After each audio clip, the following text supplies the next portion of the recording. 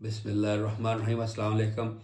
میرا بھی یہ 2-3 کلپس پے در پے ابھی میں نے ریکارڈ کیے ہیں، جس میں میں نے بیسیکلی یہ بنیادی طور پر یہ بتانے کی کوشش کی قرآن اپنے آپ کو یاد دہانی کہتا ہے۔ کس چیز کی یاد دہانی؟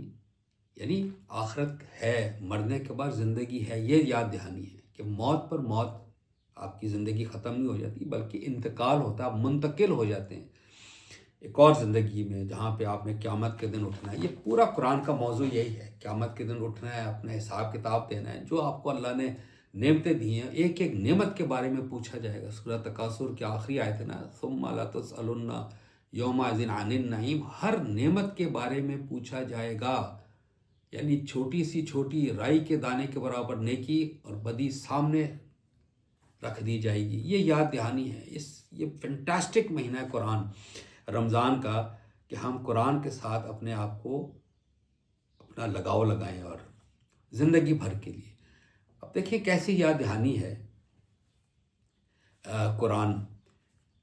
یہ قرآن پڑھیں گے تو ہم کو سمجھ آئے گی، اور سادہ الفاظ میں آپ کے سامنے قرآن کی ایک چیز صرف ترجمہ رکھ دیتا ہوں، اور آپ دیکھیے گا کہ جس کو یاد دہانی حاصل ہوگی یا ہم میں سے، بالکل آسان الفاظ میں، یعنی یہ دوزخ کا ایک نقشہ ہے جس میں دوزخ والوں کو ڈالا جا رہا ہے، اور ابھی وہ آخری سٹیج، وہ بس اس پہ گرائے جانے لگے ہیں۔ اس سے پہلے دوزخ کا جو گارڈ ہے وہ اس سے ایک سوال کر رہا ہے۔ It's very simple. اب دیکھیے،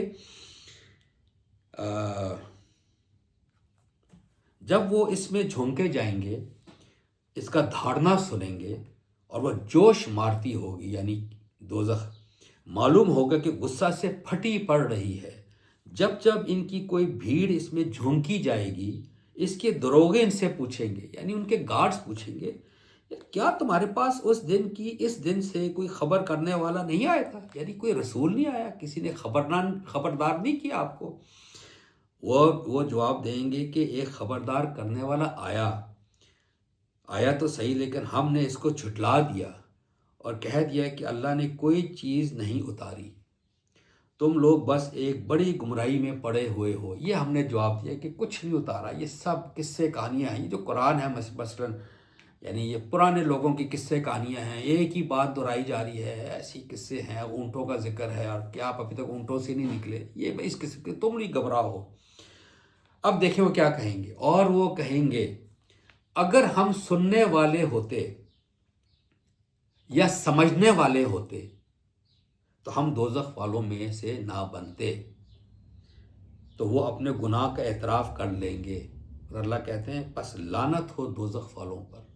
یار آپ اندازہ کیجئے، اتنی سمپل بات ہے۔ وَلَوْ وَقَالُوا لَوْ كُنَّا نَسْمَعُ أَوْ نَعْقِلُ مَا كُنَّا فِي أَصْحَابِ السَّعِيرِ، یعنی اگر ہم سنتے، یعنی سن رہے تھے، ہم کو کلام پیش کیا جاتا تھا، قرآن منادی کرتا تھا مجھے سنو اور عقل سے پرکھو، تو نہ ہم نے سنا لیکن سنی انسنی کر دی، اور عقل سے ہم نے کام ہی نہیں دیا، ہم نے کہا بس ایسے ہی ہے، تو وہ دوزخ میں جائیں گے پھر۔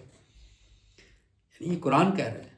تو اب ٹائم ہے، now, the time is now to save ourselves from the wrath of hellfire, from the wrath of God's anger, from the torment of this punishment جو لکھی ہوئی ہے۔ بجائے یہ کہنے کی کہ جی قرآن میں تو غصہ ہی غصہ ہے، قرآن میں غصہ نہیں ہے، یہ یاد دہانی ہے۔ قرآن اپنے آپ کو یاد دہانی کہتا ہے۔ تو یاد دہانی میں ہم اپنے بچے کو کہتے ہیں نا، بیٹا او لیول کا ایگزامز ہیں، میٹرک کا امتحان ہے، نہیں پڑھو گے تو فیل ہوگے، تو اب وہ باپ کو کہے گا کہ آپ بس مجھے ڈراتے ہی رہتے ہیں؟ بھائی ایک نصیحت ہے، ایک یاد دہانی ہے، تو اچھی باتیں بھی کی جاتی ہیں، اس میں پورا جنت کا ذکر ہے، اس میں ایمان والوں کا ذکر ہے۔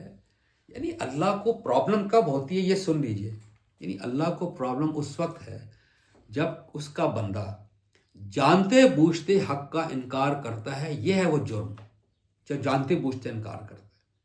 یعنی میری ضمیر کی آواز نے مجھے بتا دیا یہ بات حق ہے، یہ بات درست ہے۔ اب اللہ کا کیمرہ فوکس ہوگا میرے اوپر کہ عامر یزدانی میرا نام ہے، عامر یزدانی صاحب کیا کرتے ہیں؟ اپنی ضمیر کی آواز سنتے ہیں یا نہیں سنتے؟ اگر نہیں سنیں گے تو اللہ کہتا ہے یہ تکبر ہے، یعنی جانتے بوجھتے حق کا انکار کرنا اللہ کو نہیں پسند، کسی کو بھی نہیں پسند۔ یعنی آپ کرکٹ بھی کھیل رہے ہوں اور امپائر جانتے بوجھتے غلط آؤٹ دے دے تو کسی کو پسند آئے گا؟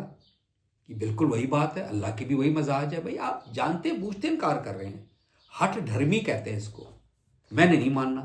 یعنی اس کی مثال آپ دیکھ لیجئے، حضرت یہ جو تھے ابو جہل جو تھا، ابو جہل، اس نے حضور علیہ السلام سے ہی کنفیس کیا تھا، انہوں نے محمد علیہ السلام کو کہ میں تم کو رسول مانتا ہوں، میں نے جان لیا تم رسول ہو، لیکن میں اپنی سرداری جو ہے نا قریش کی سردار، وہ میں اس سے ریلنکوش نہیں ہو سکتا، میں وہ سرداری سے نہیں ہٹ سکتا، یعنی لیکن تم ہو رسول، یہ اللہ کو نہیں پسند جانتے بوجھتے انکار کرنا۔